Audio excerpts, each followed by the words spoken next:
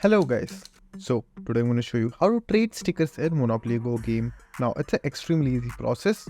All you do is just simply open the game. Once your game is opened, just simply close all the pop-ups that might appear in front of you. Now after that, just simply go to the album option at the bottom right corner, and right over here you will find the entire sticker group, and in each group you will find multiple stickers. Now in order for you to trade a sticker, all you have to do is just simply click on the sticker and make sure that you already have a duplicate of that particular sticker. Now how will you know that? Whenever you will tap on a sticker, you will find a number on top of that sticker. As you can see right over here, +1 or +2. That means I have 2 duplicate sticker of this particular one over here, or in this one I have 1 extra duplicate sticker of this over here. In order for you to trade, you should have duplicate. Now how to do the trading? Now how to trade? It's very simple. All you have to do is just simply click on the sticker that you want to trade.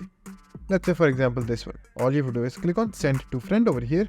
Now you will get your friend list right over here. All you have to do is just simply click on select in front of the friend who you want to trade the sticker with. Let's say the first one over here. Just simply click on select and send, and now as you can see it became +4 from +5. And you will also notice that there is a limit of how many times you can trade a sticker. You can trade 5 times, you can ask 5 times a sticker from anyone, or you can give 5 times a sticker to anyone in a singular day. That's it, and thank you for watching. Do like, subscribe to our channel. Take care.